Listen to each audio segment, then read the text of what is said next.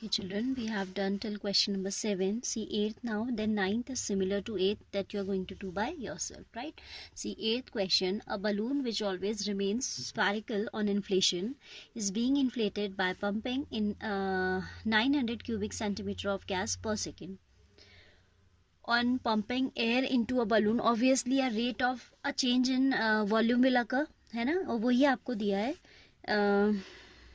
that volume is getting increases at the rate of 900 centimeter cube per second. ठीक है, find the rate at which the radius of the balloon increase when the radius is 15 centimeter. Obviously volume बढ़ रहा है तो radius भी तो बढ़ रही होगी.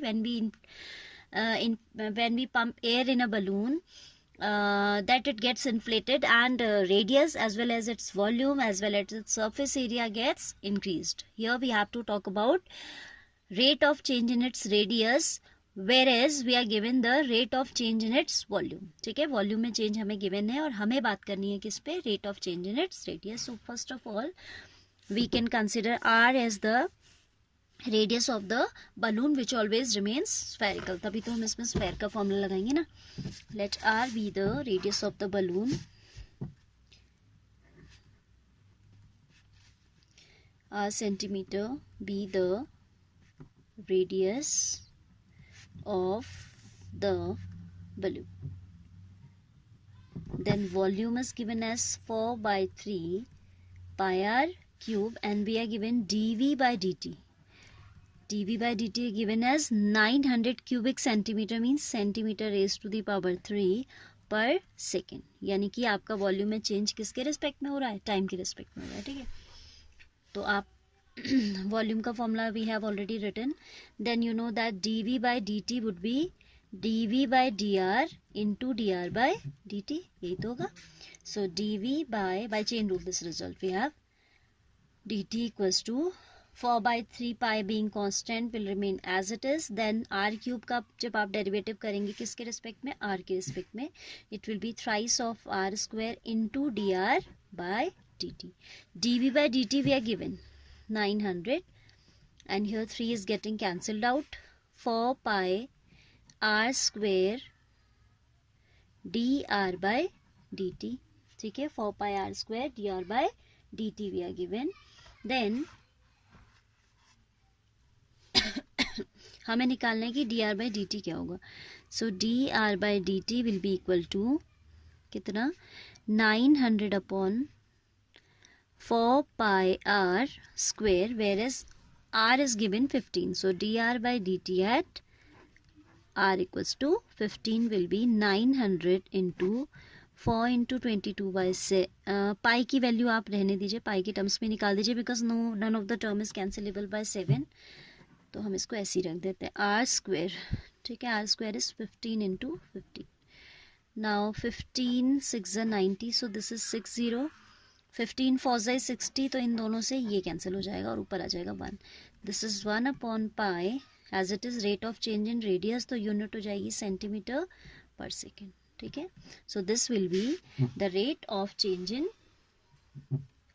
Radius. So the radius is increasing, positive आ रहा है ना, is increasing at the rate of 1 upon pi centimeter per second. ठीक है, so here 8th is done. 9th one is similar to this, so you need to try yourself. Now see the 10th one.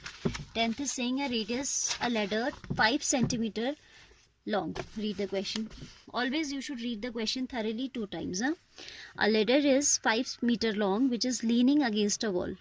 Lean against wall means suppose ये wall है तो आपका जो ladder है वो ऐसे रखी हुई है. ठीक है, उसके सपोर्ट से, किसके सपोर्ट पे, वॉल के सपोर्ट पे. And one end of the ladder will be touching the wall and one and the other and will be resting on the ground. ठीक है, तो अब यहाँ पे क्या हो रहा है, उसको रेस्ट नहीं करने दिया जा रहा है. क्या किया जा रहा है, देखिए, a ladder which is 5 metre long is leaning against a wall. The bottom of the ladder is pulled along the ground.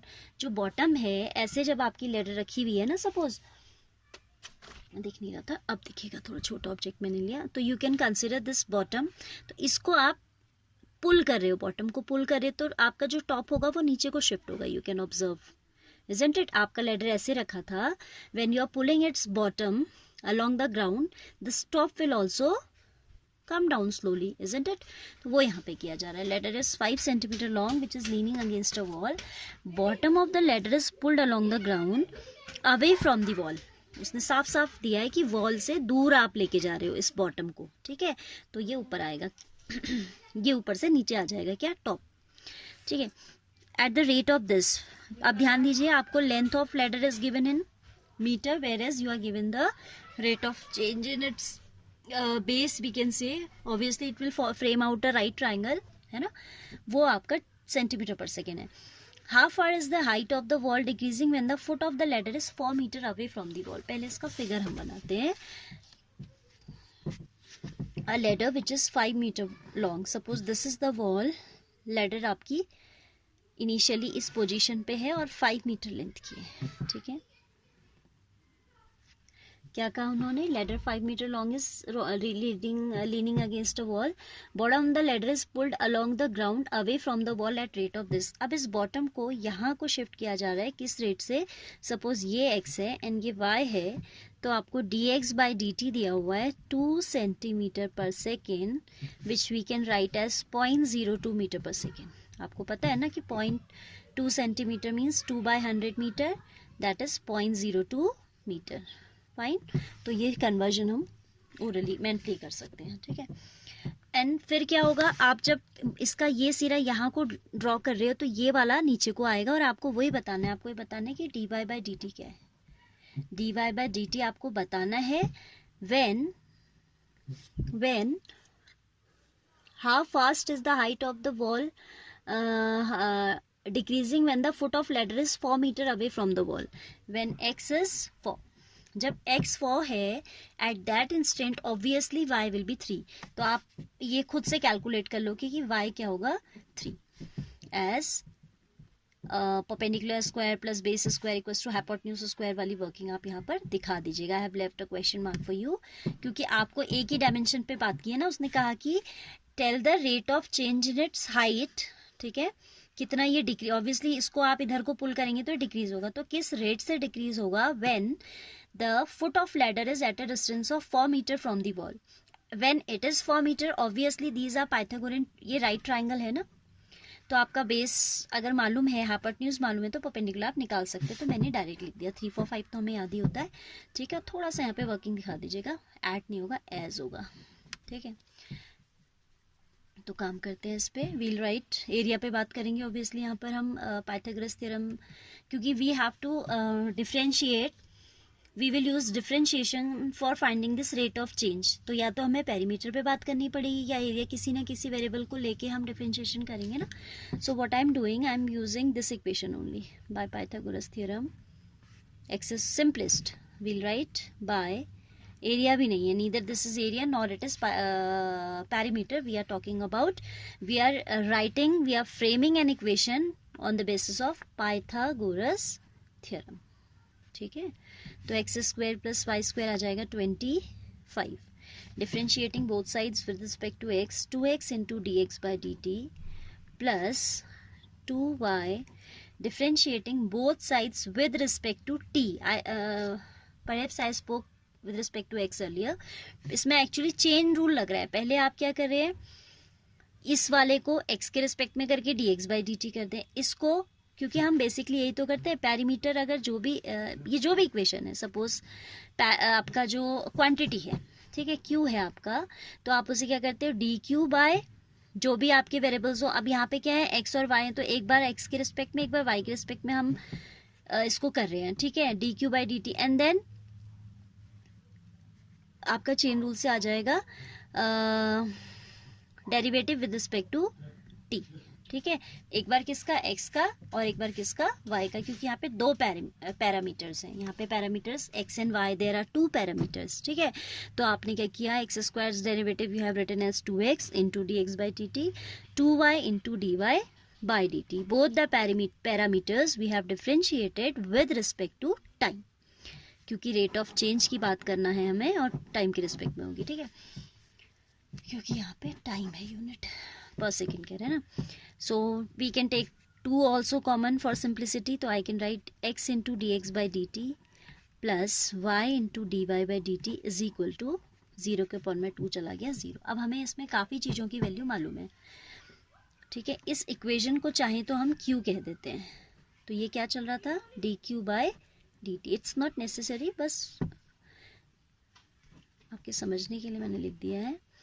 अब हम लिखेंगे dq by dt. आप ना भी लिखें इट्स ऑल राइट. हाँ, dq by dt at x equals to 4, y equals to 3 is equal to x is 4 into dx by dt हमें मालूम है 0.02 मीटर, यूनिट यहाँ नहीं लिखनी है, plus y is 3 at that particular instant dy by dt. ठीक है, ये निकालना है. So it will be now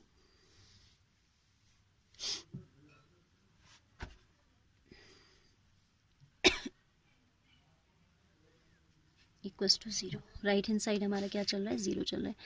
0.08 आ जाएगा plus 3 into d y by d t equals to 0.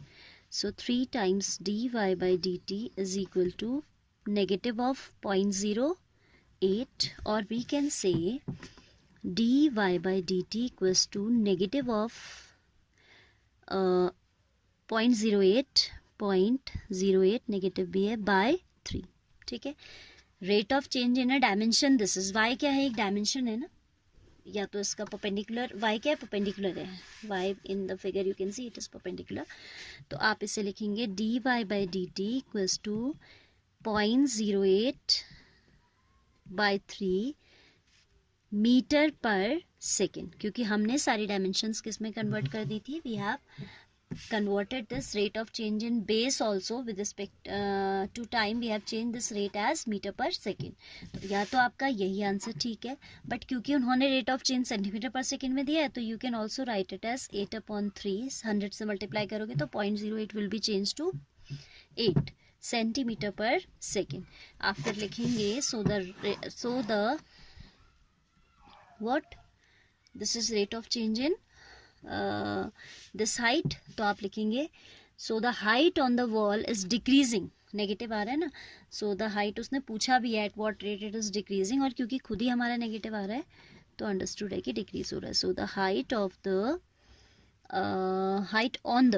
Height on the wall is decreasing